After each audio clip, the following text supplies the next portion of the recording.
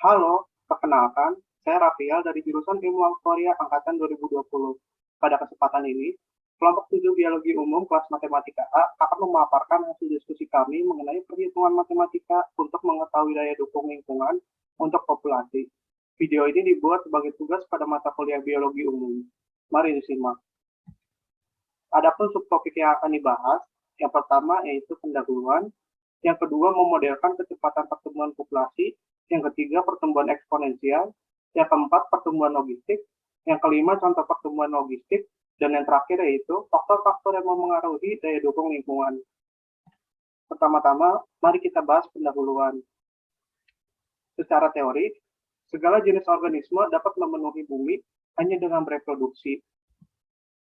Misalnya, bayangkan terdapat sepasang kelinci jantan dan betina.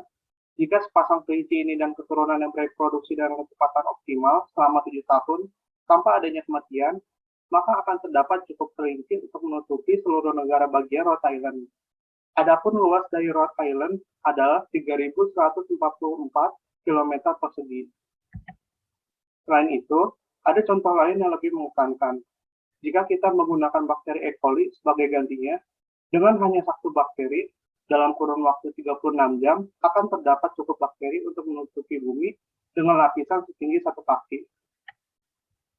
Seperti yang kita ketahui, tidak ada lapisan bakteri setinggi satu kaki yang menutupi seluruh bumi.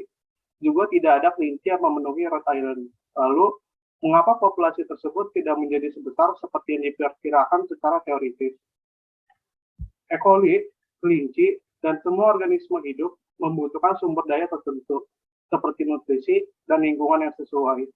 Untuk bertahan hidup dan bereproduksi, sumber daya ini terbatas, dan populasi hanya dapat berkembang menyesuaikan dengan ketersediaan sumber daya yang terdapat pada lingkungannya.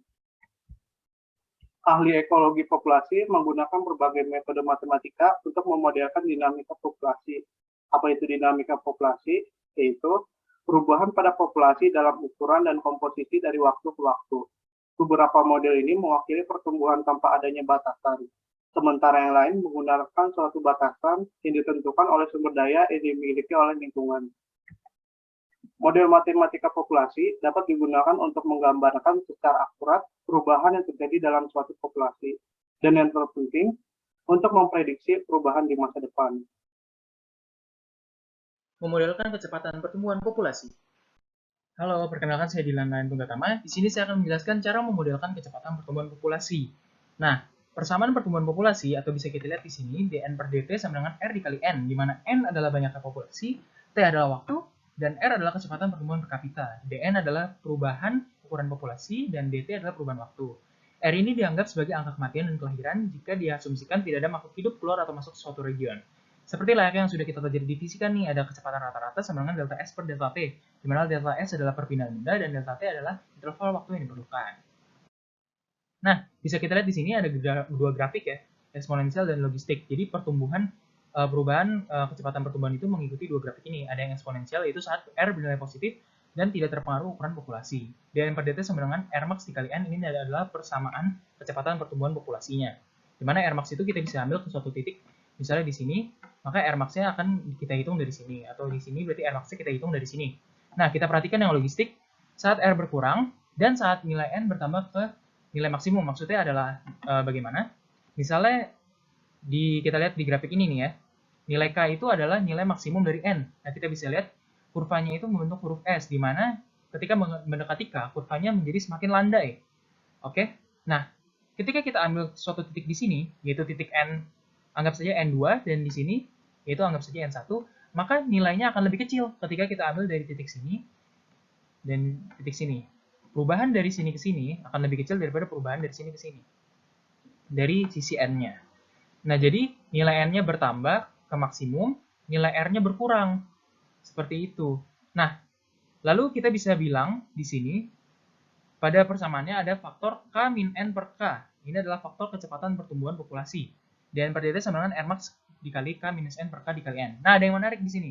Ketika Anda perhatikan, bentuk grafik dari eksponensial ini sama dengan bentuk grafik dari logistik di awal-awal. Kenapa bisa demikian? Karena pada awal-awal ini nilai N relatif kecil, sehingga K minus N nilainya akan mendekati K. K per K adalah 1. Jadi, dN per dt sama dengan R max dikali N untuk logistik pada nilai N awal-awal atau nilai N saat masih kecil.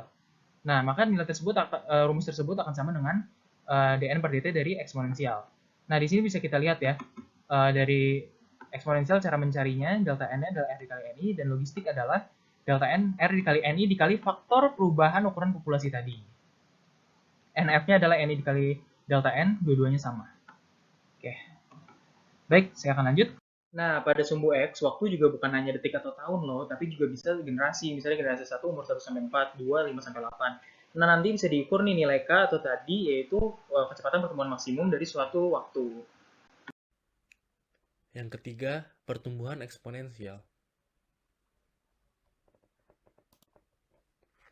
Pertumbuhan eksponensial. Dalam pertumbuhan eksponensial, tingkat pertumbuhan populasi per kapita atau per individu tetap sama terlepas dari ukuran populasi. Membuat populasi tumbuh lebih cepat karena semakin besar. Namun pada akhirnya dibatasi ketersediaan sumber daya. Seperti yang terlihat dalam grafik, seiring berjalannya waktu, ukuran populasi juga semakin membesar dan meningkat. Konsep kunci pertumbuhan eksponensial adalah bahwa laju pertumbuhan populasi atau jumlah organisme yang ditambahkan dalam setiap generasi meningkat seiring dengan bertambahnya populasi. Kita mendapatkan pertumbuhan eksponensial ketika R atau tingkat kenaikan per kapita untuk populasi kita adalah positif dan konstan. Sementara setiap positif, konstan R dapat menyebabkan pertumbuhan eksponensial yang diwakili dengan simbol R max. R max adalah tingkat kenaikan per kapita maksimum untuk spesies tertentu dalam kondisi ideal, dan ini bervariasi dari spesies ke spesies lainnya. Laju pertumbuhan populasi maksimum untuk suatu spesies dinyatakan dalam persamaan berikut.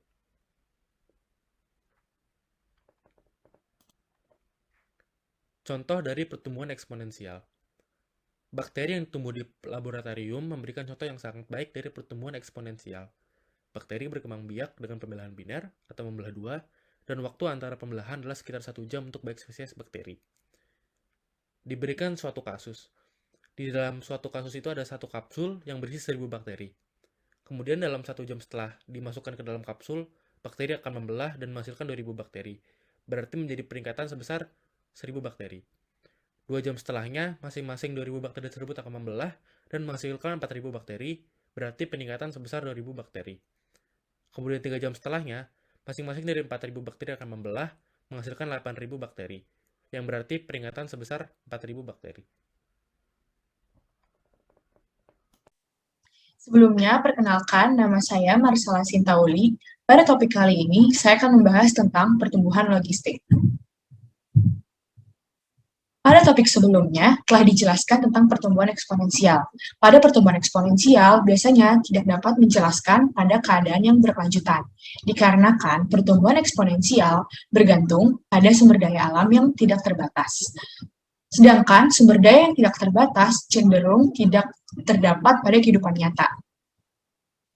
Pada kehidupan nyata, pertumbuhan eksponensial mungkin dapat terjadi pada keadaan individu yang sedikit dan sumber daya alam yang banyak. Namun, ketika jumlah individu bertambah besar, sumber dayanya pun akan perlahan habis dan memperlambat pertumbuhan. Saat grafik ukuran populasi mulai melandai, yang merepresentasikan ukuran populasi maksimum yang dapat dicapai oleh lingkungan tertentu, hal ini disebut carrying capacity atau K.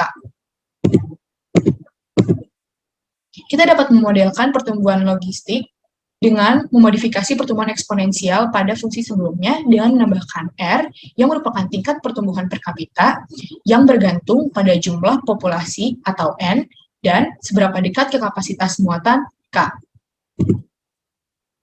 Bisa kita lihat di bawah ini adalah fungsi pertumbuhan logistik. Pada fungsi pertumbuhan logistik, bagian K-N menunjukkan berapa banyak lagi populasi yang bisa kita tambahkan sebelum nantinya pada grafik akan menuju titik carrying capacity. Sedangkan untuk bagian K-N per K, ini menunjukkan berapa banyak sumber daya yang sudah terpakai. Pada keadaan awal, biasanya populasi masih sedikit. Pada saat populasi masih sedikit, biasanya nilai dari K-N per K akan mendekati 1. Ketika nilai I mendekati 1, maka fungsi dari pertumbuhan logistik ini akan sama seperti fungsi dari pertumbuhan eksponensial.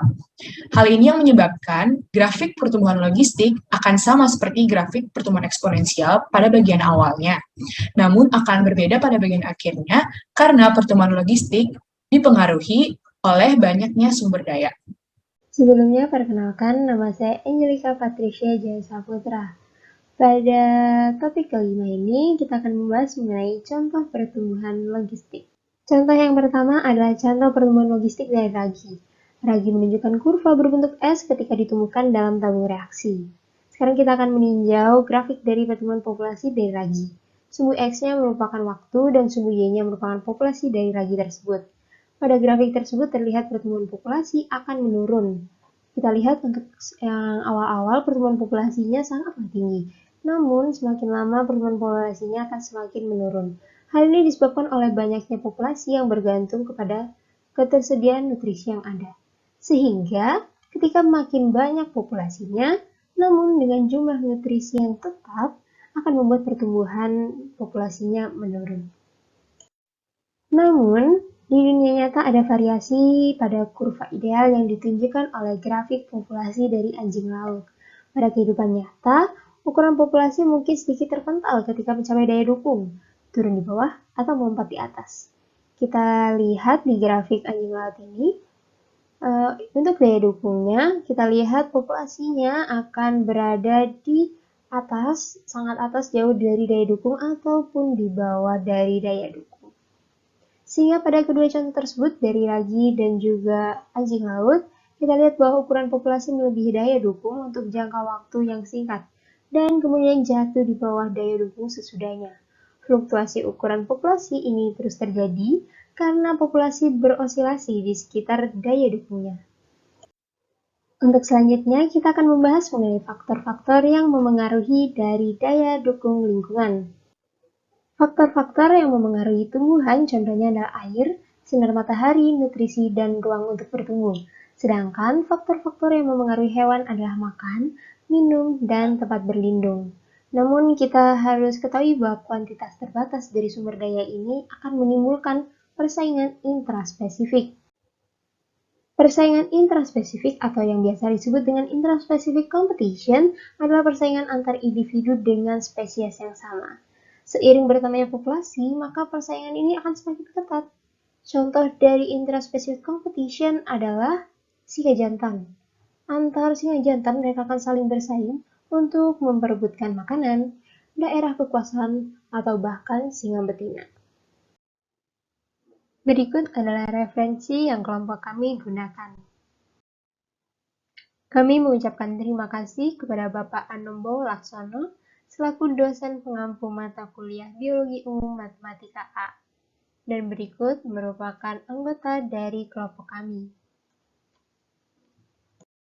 Sekian presentasi dari kelompok kami mengenai daya dukung lingkungan. Semoga ilmu ini bermanfaat bagi kita semua.